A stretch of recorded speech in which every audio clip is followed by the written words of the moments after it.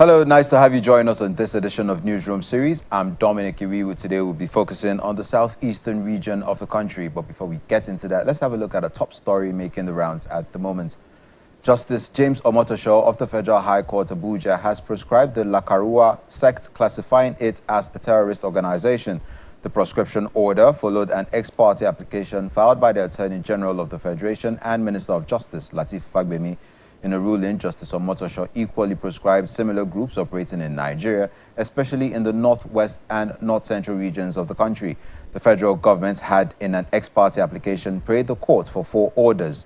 An assistant director in the Federal Ministry of Justice, Mr. David Kaswe, moved the motion that was initially filed on January 14 by the Director of Public Prosecutions of the Federation, Mr. Mohammed Abubakar. In a supporting affidavit that was deposed to by Mr. Michael Akawu, a litigation officer in the Department of Public Prosecutions of the Federation, the federal government told the court that the Lakarua sect and group had been involved in acts of terrorism, including cattle rustling, kidnapping for ransom, hostage taking, attack on top government officials, attack on security personnel, propagation of their ideology to the local communities, encouraging the locals to disregard constituted authorities within Nigeria.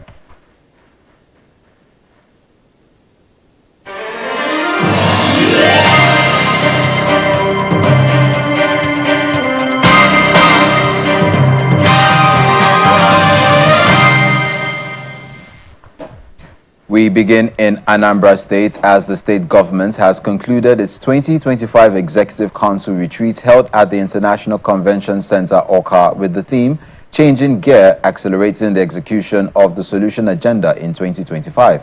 Governor Chukwuma Soludo, who leads the Anambra State Executive Council, and the mayors of the 21 local government areas makes clear that 2025 is from execution to completion of every project towards best results and outcomes. The International Convention Center, Awka, is the venue for the Anambra State Government 2025 retreat, which brings together members of the State Executive Council and mayors of the 21 local government areas of the state. The head of Abia scored the goal. Anambra State Governor Professor Chukwuma Soludo is hosting the retreat to create an opportunity for officials to reflect on the progress made, assess the performance on deliverables, and identify areas within ministries, departments, agencies, and MDAs that need improvement. From the Anambra's perspective, what have we done exceptionally well that we should continue doing or improve upon further? What are we not doing well that we should modify or start entirely? What has not gone well at all and why? What are we not doing that we should commence and complete within this term of office? What have we started? What is it that we're not doing? And we should, in other words, from your perspective, your respective MDAs, respective offices, for this year, what's going to be new, what's going to be different? He presents a comprehensive review of the administration's progress, emphasizing the need for collaboration and coordination among all stakeholders towards execution and completion of goals within the first tenure. Anambra State is made up of 21 local governments, and so you need extraordinary collaboration and coordination to get things done. And this is the kind of spirit, the team, united team spirit that would require to deliver on our manifesto, required to deliver the Anambra development agenda. So we're not losing, being distracted 1 second. And then also on security, as was said, we're ratcheting up a whole lot on that, and I think in the next few days we'll be unveiling in a global broad spectrum our major agenda, broad agenda in this area, without laying out the specifics. I think in the Anambra we'll only see the results and not the noise. The 2025 ANSEC retreat marks a significant milestone in the Soludo administration's quest to drive progress, innovation and growth for a better Anambra state that the government is pushing to be a destination hub rather than a departure lounge. Staying in Anambra State, tackling insecurity is always a Herculean task, but the governor of the state, Professor Chukwuma Soludo, it is a war that must be fought to a standstill. Signing the Homeland Security Bill into law and launching Operation Udogachi are all bold steps to confront the menace headlong.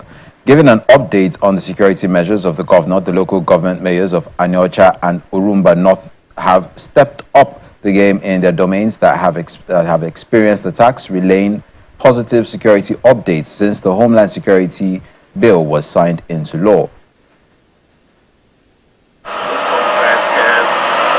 Operational vehicles for the new Joint Security Initiative, codenamed Operation Udogachi, on display at the Governor's Lodge in Abia.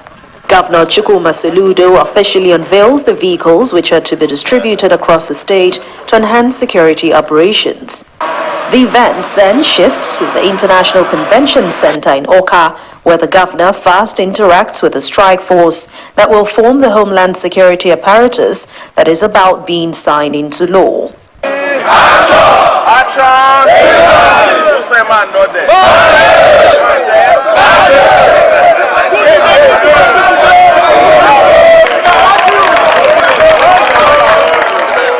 Inside the hall, the people give a resounding welcome, a great encouragement as he signs the Homeland Security Law, establishing the new grassroots outfit, Agune Chamber.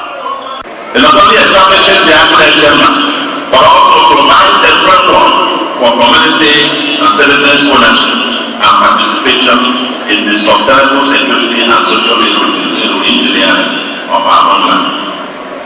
Agune Chamber at the community and local government levels underscore the point that most cases of insecurity are local. The state Agune Chamber is a strong strike force intervention force that will be agile and normal, underscoring that effective kinetic architecture will require a simultaneous interplay of both bottom-up and top-bottom forces.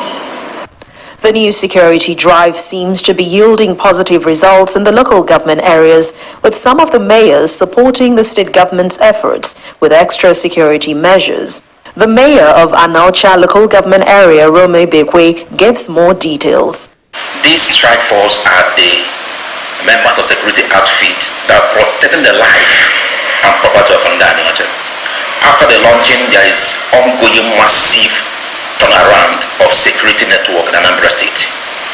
The community are complying effectively to fish out the criminal elements in various local government, in various communities and villages. And His Excellency has never relented in giving out his strong support. For the mayor of Urumba North local government area, strategic security successes will be recorded even as the local government remains peaceful. Our next plan is to now distribute the vehicles towards the short points we have noted. We have had a meeting with the AVGs. We want to have another meeting that will have connect all the DPOs with the FOB in North Asia, which is the very neighboring town with Ajale, the capital. So from there, we're able to have a number of the federal forces integrated into the scheme so that we can now move off fully. They believe it is important to connect with the dream of the governor that Anambra State continues to be a prosperous homeland where everyone will be free to go about their daily activities and security agencies do their jobs without fear of attack from non-state actors. Abia State is on the path to becoming Nigeria's digital and telecommunications hub as Governor Alex Otti secures a multi-million-dollar broadband investment deal with WIOCC Group. Speaking while signing the MOU at his country home in Ishialangwa South local government area of Abia State, Dr. Alex Otti said that the agreement would see the deployment of metropolitan optic fiber infrastructure in the three major cities of Aba, Umuahia, and Ohafia, saying it would affect the educational, health, and other institutions positively. The project will link Abia to the Atlantic Ocean through fiber optic cables terminating at the Owaza River. This will enhance digital infrastructure in Abia, connecting it to neighboring states like Rivers, Akwa Ibom, and Cross River, while benefiting the entire southeast region and Niger Delta. The project, which adopts the Digonance policy if completed, will create thousands of direct and indirect jobs while placing Abia at the forefront of Nigeria's digital economy. Earlier, the development officer of WIOCC Group, Mr. Darren Bradford, said that aside from Lagos, where the General Overseer of Omega Ministries, HRM, His Royal Majesty Apostle Chibuzo Gift, said the company considered Abia for the investment, having seen the dynamism and innovation that Governor Oti has brought into the state. Together around Nigeria to a central hub in Lagos and Akwa Ibom, where the submarine cables land, and from there, how do we take these freeways of high-speed internet and actually get them to the people that can actually use it? And projects like this one in Abia State now is what's going to make this come to a reality. So this is the first stages of this.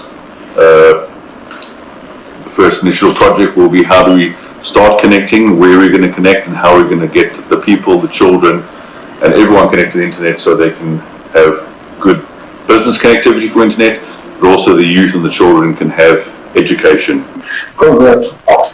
Abia in the next 1 year, you will not see, you will not recognize it again. God has sent our governor to massively transform the state. You can see how investors are playing. The funny thing is that while so many investors are leaving Nigeria, he is attracting investors. One of the things that it was easy to convince these people to come because they have already read about him, seen what the impact he has made in the state. So they were excited to come into Abia State. Staying in Abia State, the government has asked traders at the Eziokwu International Market, Abia, to come out and identify the producers of fake products among them, warning that those whose shops are in the neighborhood of where these fake items are produced may be seen as co-conspirators and will subsequently be arrested.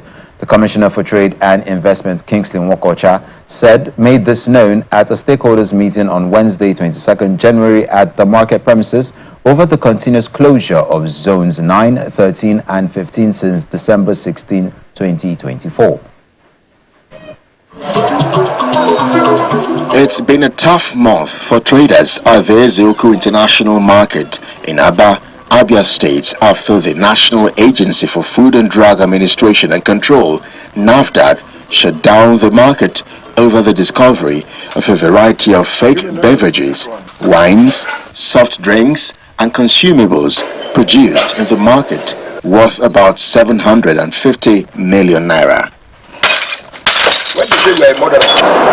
Market leaders, NAFDAC officials, and some other stakeholders gather at a section of the market to review the situation, which the government believes is denting the efforts of Governor T to rebrand the state. This is our home. We cannot destroy our home. And the worst part of it, the fake product is being consumed by us. It is time for us to identify who they destroy the progress of Abia State, the progress of Abia, the progress of this market by giving us fake products and giving us bad name. Chairman of the market says since coming on board, the present executives of the market have aligned with the vision, mission and policy thrust of the state government and have introduced measures to create a conducive environment for the transaction of businesses and other lawful activities. We set up a task force among ourselves with 5-point agenda, and the caption of the resolution passed is enough is enough. And by special grace of God, that committee have commenced their work. I'm happy to tell you that 2 minutes now we will show you 3 warehouses locked by them. Painting a great picture of the situation, the director of NAFDAC's Southeast Operations told the market leaders that the agency will stop at nothing to protect Nigerians, including those in the Southeast region who make up a large percent of patients who go on medical treatment abroad for cancer, kidney failure, and other ailments. We hear cancer, this were not prominent in those days. You hear kidney failure, you hear all of these kind of things happening, and people spending their hard-earned money traveling to India, running money on unnecessary dialysis. Is because of what people, most of it is because of what people do. So seeing that, and the data has shown that people from this region, I told Mayor when he came to me during this operation, and the data has shown that 60% is from people from this region.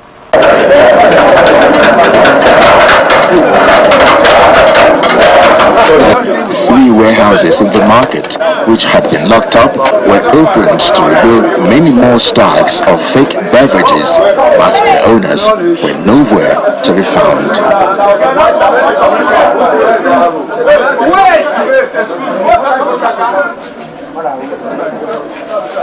And now to human capital development. Reprieve has come for over 200 women whose husbands lost their lives or got injured in the line of duty as police officers in Imo State fighting banditry and insecurity. This is as the leadership of the Police Officers' Wives Association, POA, led by the wife of the Inspector General of Police, Elizabeth Egbetoku, empowered the women with items which include sewing machines, fridges, pumping machines, bags of rice, cartons of Indomie, gallons of groundnut oil, bags of fertilizer, and grinding machines. She was also in Abia State, where she paid a courtesy visit on Governor Alex Oti and solicited assistance in acquiring land for a skill acquisition center. Our correspondent, Eyitope Kute, reports. An emotional moment for wives of police officers who either got killed or got injured on the line of duty in the wake of the insecurity that bedeviled the Southeast few years ago as police officers. The Imo State Police Command has had its own fair share of this ugly violence that targeted police stations and officers. The wife of the Inspector General of Police, Elizabeth Egbetoku, is here to give the spouses succor in form of business startup kits, food items, and farm implements. I don't want the widows especially, I don't want them to suffer. I have compassion for them, so that is why I do what I'm doing. I have compassion and I want them to start doing something. We are giving them a starter pack to start doing something for themselves.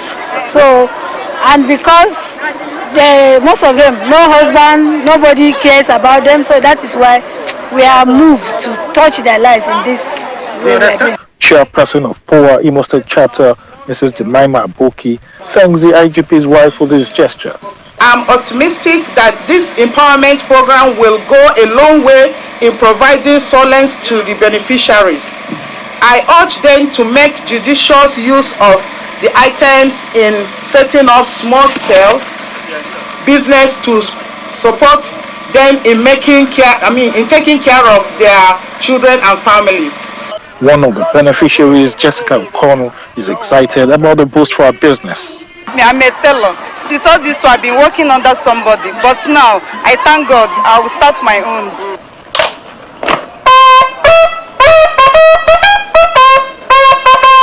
The POA president is not quite done with the Southeast, as she also stopped in Umar, the Abia State capital, to solicit the assistance of Governor Alex Oti in acquiring land for a skill acquisition center that will provide essential training for women and children of late police officers. On request obliged by the governor, who acknowledges that Abia enjoys relative peace as he commends the Inspector General of Police, Mr. Kayode Egbetoku, and his men for their efforts and support. The work of your husband and his team, other members of the security forces, we have enjoyed relative peace in Abia State. I say relative because there's nowhere there's absolute peace. When you compare us with some parts of the country, I think we have a bigger story to tell. For us here in Abia, we like to support empowerment. But the empowerment we like to support is not necessarily fish, but teaching people how to fish. Armed with an assurance of support, Mrs. Ekbetoku heads to the International Convention Center for an empowerment program specially designed for late police officers' wives. She promises better welfare, health, and education for their families. This program is not only about financial assistance, but also about empowering these women with the skills, knowledge, and confidence they need to create a sustainable livelihood. We are also here to honor the sacrifices made by our fallen heroes and to ensure that their families are cared for and supported. This gesture, according to POA, is a reminder to these families that all hope is not lost, neither are they forgotten, because their husbands served selflessly to keep others safe. Iyitopakute, Channels Television News. More lives have been recorded lost in the accident that happened on Wednesday around 2 p.m. along Okposi Amasiri Road involving a group of 2024 Batch C Stream 2 corps members heading to orientation camp in Afikpo local government area of Ebonyi State. The accident, which involved an Enugu North transit bus they boarded, ran under a stationary truck within the Okposi axis in Ohazara local government area, resulting in the loss of lives, according to a press statement released by David Umahi, Federal University Teaching Hospital, Uburu, and obtained by Channels Television late Thursday evening, stated that 4 lives have been lost as a result of the accident. 13 victims were rushed to the hospital, adding that upon arrival, 2 victims succumbed to their injuries, 2 were transferred to the surgical wards, while others were admitted to the accident and emergency ward. Meanwhile, 1 corps member escaped without injuries, while the driver sustained severe cervical injuries. The survivors are now recuperating, and hospital officials are optimistic that there are chances of making a full recovery.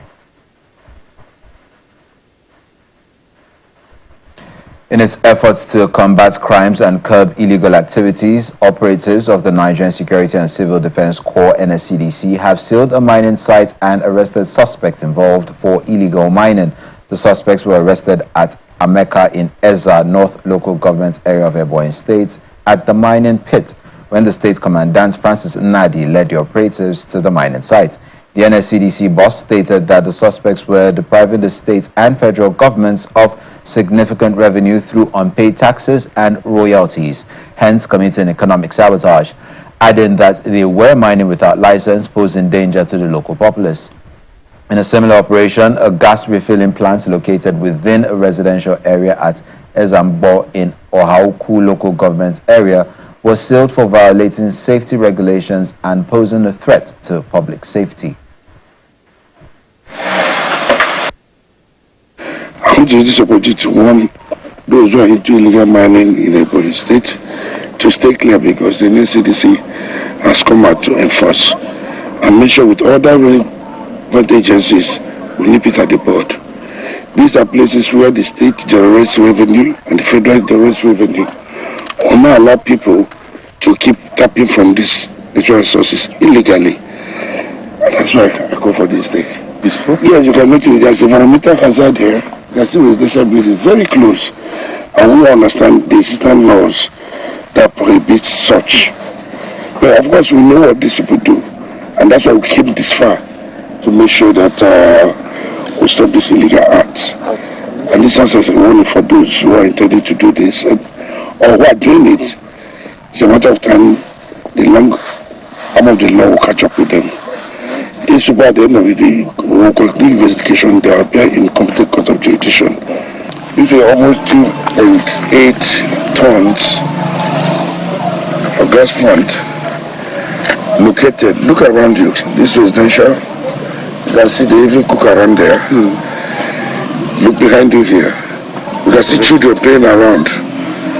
They cook around there too. And that's a church. Now, the person in question was, we need to let the general public know the hazard nature of this business. And when he was brought in, no requisite documentation to permit or to go into this kind of business in this kind of area. I want to use this opportunity to warn Ebonyians against such practices. If you remember what just happened in Los Angeles, the wildfire, this is more hazardous than that wildfire. This can engulf the whole community. And that's where we draw the curtains on this edition of Newsroom series. For updates, stay with Channels Television. I'm Dominic Iwiwu.